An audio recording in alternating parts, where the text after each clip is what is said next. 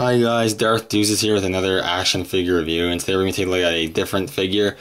We're actually taking a look at a Marvel Select, and today we're going to be reviewing the Marvel Select Green Goblin.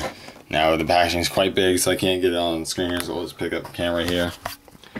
But yeah, the Marvel Select Green Goblin. I got this guy just the other day here at a comic book store. I had a bunch of comics I traded in and got store credit, so with the store credit I had, I got this guy. I really like the Green Goblin. I've been wanting a Green Goblin figure, and this guy looked really badass, so I thought, hell, why not? For pretty much for free, why not pick it up? So I did. He looks pretty cool. We'll take a quick look at the packaging here. So you got the standard Marvel Select big packaging here. In the background there, you got green with some art from different comics, which is cool. Got some pumpkin bombs there, which look really nice. The figure, Green Goblin on the side. On the side here, you got a nice image of the Green Goblin. And on the back here, you have an image of the figure, other figures available, which is Gambit and Colossus, a image of it from the comics, and a bio which reads, the head of a large chemical manufacturing firm, Norman Osborn helped create supervillains for corrupt companies long before he tested his wares on himself.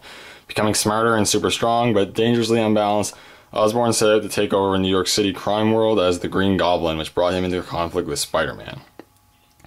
Their feud would last for years, leading to the death of Spider-Man's girlfriend Gwen Stacy and, indirectly, the Green Goblin's son Harry. Osborn has since been imprisoned, believed dead, and acting leader of the Avengers, but no matter what position he holds, he will always be one of the most dangerous men alive.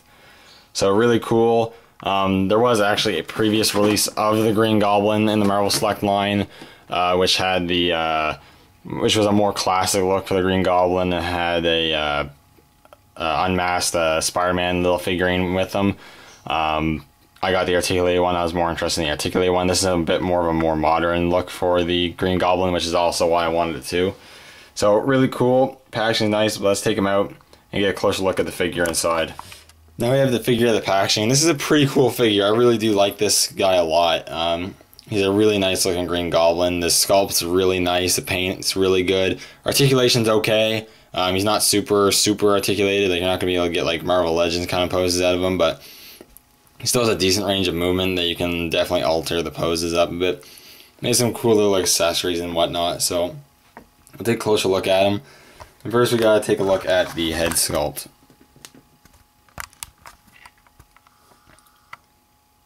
And this head sculpt is amazing. This looks so cool, it's so badass, just so sinister and menacing. It's awesome. You have the purple hat, which kind of has this shine to it. Painted really nice. The black dry brush all over the purple costume. The hat's very long, looks really cool. It's got the long ears on the go, which look really nice.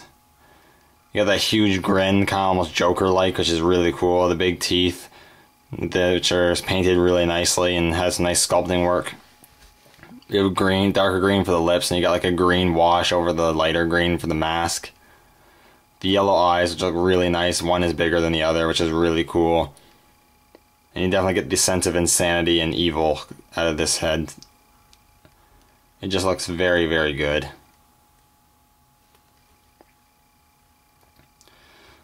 On the rest of the figure, you do have the purple tunic here, which has like a kind of almost metallic sort of sheen to it. It is kind of shiny. You get the black. What's nice, this figure is a lot more slender than normal figures, which is cool. He shouldn't be like big, muscly. He does have muscles, but he's thinner, which does look really good. And you got the muscle tone there, which looks nice. On the green parts, it's all scaled, and the sculpting work, it looks really, really good. And you got a nice silver wash over the green, which makes it look a lot cooler. And you got more wash on the purple gloves there. On this hand here, it is sculpted with a pumpkin, open with a pumpkin bomb, which is glued into the hand. You can't remove the pumpkin bomb. Get the focus in there. There we go. Here's the pumpkin bomb. It looks really nice. Looks pretty menacing. You got the grin there and the eyes. The orange is a slight metallic orange, and you got the green there. Unfortunately, this one's a big green splotch on it, but it's not too noticeable. I might fix it. He has his satchel here, which is an accessory. It is removable. It just slides right over his shoulder. You can do whatever you want, move it around. It's made of a very pliable material, which is really nice. You got the silver buckle painted on there and the silver button painted, and a bit of dry brushing on there brings out the detail. You got the simple belt there. The silver belt looks really nice. The lower part of the tunic, this arm, this is a fist, which looks really nice. You have the goblin legs, which again look really nice with the dry brushing. And the pointed boots, you got the point there and the purple, and it just looks really, really good. Black soles and peg holes on the bottom of the feet.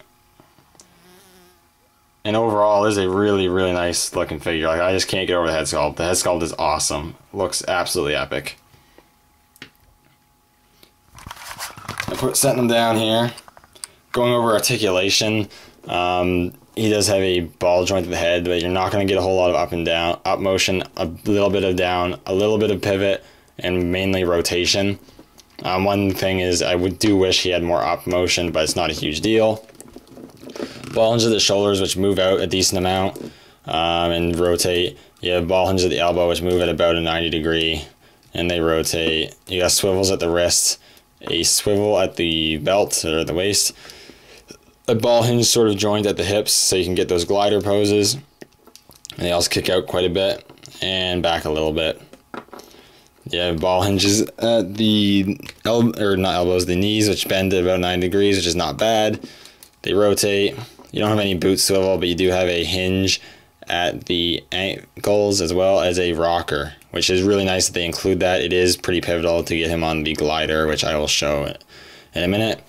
But not bad articulation at all. I have no real complaints. Of course, it would have been cool if he was a lot more articulated, but I'm not going to complain too much.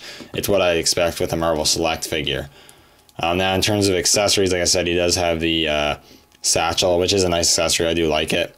He also comes with an interchangeable hand. You can have he's packed with the fisted hand clipped in, but you also get another pumpkin bomb holding hand, which is really nice. So if you want to, you can have him holding 2 pumpkin bombs, which I do like that feature. That is really nice. I wish we got 2 fisted hands, so you could, if you wanted to, have him not holding any pumpkin bombs, but it's nice that they gave us this. This is cool, and you can just pop and plug it up. I don't think I need to show that. It's pretty self-explanatory, straightforward. And lastly, just moving them off to the side real quick, if he wants to stand, you do also get his stand, I guess, uses his display base, which is the Goblin Glider, which is a really cool accessory. It's a really big Goblin Glider. Got some really nice sculpting. It's painted in a metallic sort of gray silver with some lighter silver paint brushing applied to it. It makes it look really cool. You got some sculpted work around the loops on the feet, and there's all of his pegs for the feet. You got the demon head on the front, which is really cool. You got the jet in the back. You got these non-functioning sort of like pistons or whatever on the bottom, which looks really cool. And then you got this smoke and flame effect, which is awesome. It's made of a translucent orange, yellows, and some white there. You just got this awesome just fire just flaming out of it, and then the smoke, which also curls around the top of it too, and just looks so awesome and really amplifies the look of this figure when you put him on display. It looks very, very cool. And this is really one of the selling points of this figure for me, was it just looks so awesome when you're displaying it. And you can put him on it. It's a little fiddly, so we'll see if I can get him on there. But you can put his feet through the loops and then peg him in.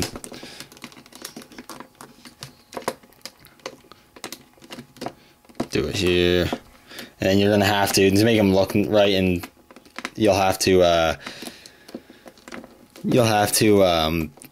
lean him forward like so. But then you get him going, and that looks awesome.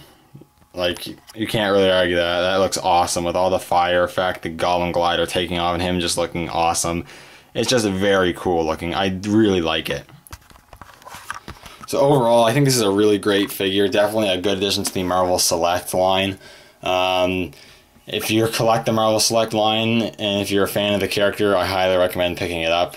It really is a great Marvel Select figure, and if you are collecting the line and you like the Green Goblin or just needed some more villains, this is an awesome choice. He's not too expensive online. Definitely recommend getting him. Anyways, thank you guys for watching, and I will see you all in the next video.